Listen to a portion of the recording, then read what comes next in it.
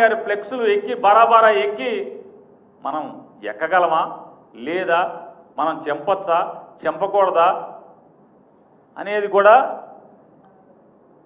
ఏమాత్రం కూడా లేకుండా ఆ బ్యానర్ కొడాల నాని గారి బ్యానర్లు లాగి చించే కార్యక్రమంలో ఆవిడకి మేకేదో తెగిందో లేకపోతే చెక్క తెగిందో వెంటనే కట్టుకుంది. వీటన్నిటికీ విజువల్స్ ఉన్నాయి. ఆవిడ బ్యానర్ ఎక్కి ఎగబాకి, బ్యానర్ మీదకి ఎగబాకి ఎక్కి అవి కోసేస్తున్నప్పుడు, అవి పీకేస్తున్నప్పుడు, ఆ పీకిన తర్వాత ఆ క్రమంలో దెబ్బ తగలటం, దానికి కట్టుకోవటం అన్నీ ఆఖరికి తెలుగుదేశం ఛానల్స్తో కూడా రికార్డ్ అయ్యి ఉంది.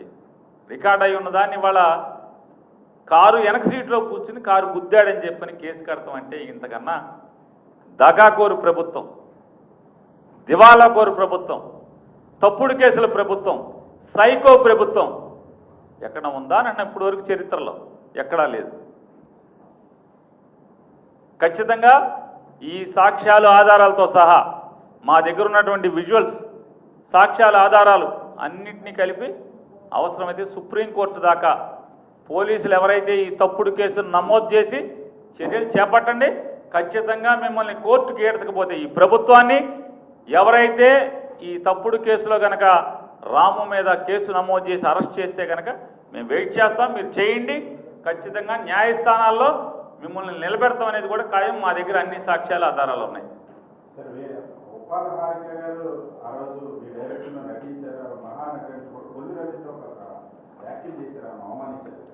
కొల్లు రవీంద్ర గారు ఏమన్నారండి? వేమిరెడ్డి ప్రశాంతి రెడ్డి గారు మహాతల్లి, ఉప్పాల హారిక గారు అంటే అగ్రవర్ణాలకు సంబంధించినటువంటి ఒక రెడ్డి కుటుంబాల్లో ఉన్నటువంటి ఒక జమీందారీ కుటుంబం, అత్యంత సంపదతో కూడినటువంటి సంపన్నురాలైనటువంటి వేమిరెడ్డి ప్రశాంతి రెడ్డి గారు మహాతల్లి.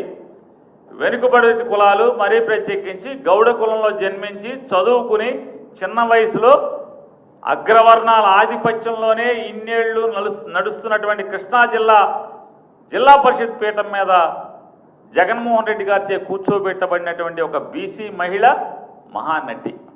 ఇది ఎవరు మాట్లాడుతున్నారయ్యా అంటే మర్డర్ కేసులో ఇరుక్కుని దొరికిపోయి జైలుకి వెళ్ళి బీసీని మర్డర్ కేసులో పెడతారా, బీసీని జైల్లో వేస్తారా అనే లబాలబా బోరున దొంగ ఏడుపులు ఏడ్చినటువంటి ప్రస్తుత మంత్రి, అప్పటి మాజీ మంత్రి ఇది మాట్లాడటం. ఎందుకు మాట్లాడతాడు ఆయన? ఎందుకు మాట్లాడతాడంటే వేమిరెడ్డి ప్రశాంత్ రెడ్డి గారు అమ్మగారి యొక్క ఎలా మహాతల్లి అయిందంటే కొల్లు రవీంద్ర గారికి వాళ్ళ భర్త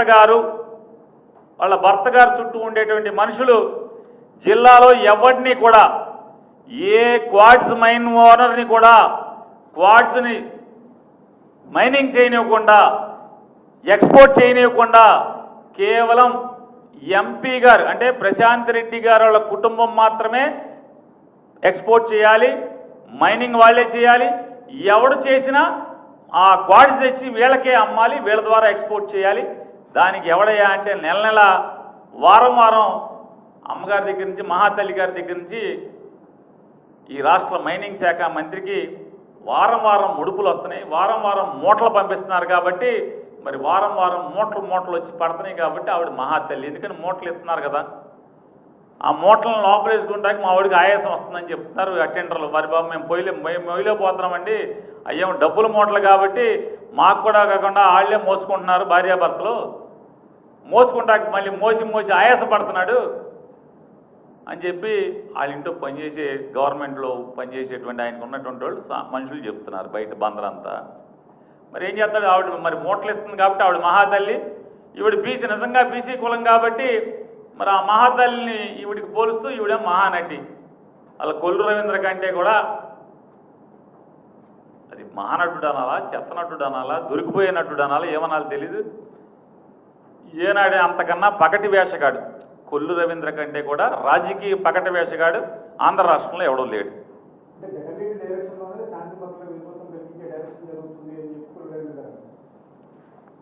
ఏమండి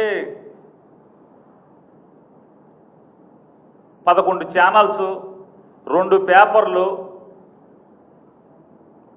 తద్వారా మీడియా మీద బతికేటువంటి రాజకీయ పార్టీ ఆడదు కాబట్టి వాళ్ళకి కావాలి ఆ డైరెక్షన్ ఈ డైరెక్షన్.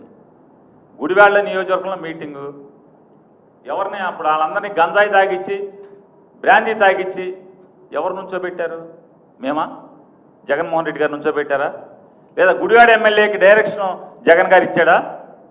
వాళ్ళందరినీ అక్కడ దారి కాయండిరా, కొడాలి నాని కన్వెన్షన్లో వైఎస్ఆర్ కాంగ్రెస్ పార్టీ మీటింగ్ జరుగుతుంది, ఆ మీటింగ్కి వెళ్ళే దారి కాసి మీరందరూ బాగా తాగి గంజాయి తాగి బ్రాందీ తాగి కర్రలో రాడ్లు ఉంచుకుని కొట్టండి రా అని జగన్ గారు డైరెక్షన్ ఇచ్చాడా? ఎవరు నుంచున్నారు? వాళ్ళు ఎందుకు నుంచున్నారు? పోలీసు ఎందుకని ఒక 150 మంది పోలీసులు అక్కడ లోకల్ డిఎస్పీ గారితో సహా సిఐలు ఈఏలు మొత్తం అందరూ ఎందుకని వాళ్ళని కాపలా కాస్తున్నారు? ఎంకొట్టుడు కొట్టాలి కదా. ఏం చేస్తారన్న? శాంతి భద్రతకు విఘాతం కలిగిస్తే ఏం చేయాలి పోలీసులు? వాళ్ళ పాత్ర పోషించరా? గుడివాడ నియోజకవర్గానికి సంబంధించినటువంటి గొడ్లవలేరు జెడ్పీటీసీగా ఎన్నికైనటువంటి జిల్లా పరిషత్ చైర్మన్ ఉప్పాల హారిక, ఆవిడ ఆ మీటింగ్కి వెళ్లకుండా ఏమి వెళ్తుంది? ఎందుకు వెళ్ళింది? ఆవిడ ఆ నియోజకవర్గం ఆవిడ వెళ్ళకి ఎవరు వెళ్తారు? నేను కోల్ రవీంద్ర వెళ్తామేంటి? ఈ సందీప్ ప్రేలాపంలో రేపో మాపో మంత్రి పదవి పీకేస్తానని మొహమ్మద్ చెప్పాడు. ఆంధ్రజ్యోతి రాధాకృష్ణ గారు రాశాడు, అమ్మో అసలు ఈడు అవినీతి చల్లకుండా ఈడు ఆఫీసులో దోచేస్తున్నారని చెప్పని ఐటెంల మీద ఐటెంలు రాస్తే చివరికి సీఎం ఆఫీస్ వాళ్ళు నిన్ను పీకమంటావా, నీ దగ్గర నీ మూటలు మోస్తున్న ఓఎస్డీకి అంటే కలెక్షన్ లంచాలు కొడతా, నీ తరపున బేరాలాడి లంచాలు లాగుతున్న ఓఎస్డీని పీకుతావా అని చెప్పి డైరెక్ట్గా వాళ్ళే పీకి ఆర్డర్ చేతిలో పెట్టారు. ముందు ఓఎస్డీ గారిని పెట్టారు, రేపో మాపో ఈయన పీకి ఇతన్ని పీకి ఆర్డర్ చేతిలో పెడతారు. అంటే మంత్రి పదవి ఊడిపోతున్నటువంటి కాపాడుకునే సందీప్ ప్రేలాపంలో ఉచ్చం నీచం మర్చిపోయి మూటలప్పు చెబుతున్నాడు. ఆవిడేమో మహాతల్లి, సాటి కులస్త్రాలు, వెనకబడిన కులస్త్రాలు, బాగా నీకన్నా బాగా చదువుకుని దొంగ సర్టిఫికెట్లు కాకుండా కరస్పాండెన్స్ కోర్సులో దొంగ సర్టిఫికెట్లు కాకుండా నిజాయితీగా నికార్సుగా కాలేజీకి వెళ్ళి చదివినటువంటి ఆవిడ నీకు మహానటిలా కనపడుతుంది. సార్, ఈ రాష్ట్ర ప్రభుత్వం నడిపేటువంటిది 13 మాసాలుగా తప్పుడు కేసుల ప్రభుత్వం. ఇచ్చిన మాటలు కానీ ఎన్నికల హామీలు కానీ మేనిఫెస్టో కానీ ఈ రాష్ట్రానికి కావలసినటువంటి అభివృద్ధి కానీ వాళ్ళకి పట్టదు. కేవలం ఎర్ర బుక్కు పరిపాలన, ఎర్ర పుస్తకాల్లో ఏం రాసుకున్నారు, ఇంకా ఖాళీ పేజీలు ఉంటే కొత్తగా ఏమి రాయాలి, ఎవడి పేరు రాయాలి, వైఎస్ఆర్ కాంగ్రెస్ పార్టీలో ఎవడు క్రియాశీలకంగా ఉంటున్నాడు ఆ నెలలో ఈ కేసుల్లో ఇరికించాలి. ఎవడు భయపడతాడు ఈ కేసులకి? ఇవాళ వీళ్ళ అభివృద్ధి చెప్తున్నా అండి. రాజధాని విజయవాడ, కృష్ణా జిల్లా, వీళ్ళు పరిశ్రమలు స్థాపించేస్తున్నామని చెప్తున్నారు కదా. పరిశ్రమల శాఖకి కమిషనర్ లేడు. ఆంధ్రప్రదేశ్ రాష్ట్రానికి 13 మాసాలుగా పరిశ్రమల శాఖ కమిషనర్ లేకుండా వీళ్ళేదో ఈ రాష్ట్రానికి పొడి చేస్తామని చెప్తున్నారు. 13 మాసాలుగా ఆంధ్రప్రదేశ్ రాష్ట్రానికి పరిశ్రమల శాఖ కమిషనర్ అనేటువంటి ఒక ఐఏఎస్ ఆఫీసర్ అనేవాడు ఎవడో లేకుండా అది ఖాళీ కుర్చీగా ఉండి వీళ్ళ పరిశ్రమలు పెట్టేస్తున్నామని చెప్తున్నారు. కాబట్టి ఇది ఒక దివాళాకోరు ప్రభుత్వం, తప్పుడు ప్రభుత్వం, దొంగ కేసులు తప్పుడు కేసుల ప్రభుత్వం, ఎర్ర బుక్కు ప్రభుత్వం.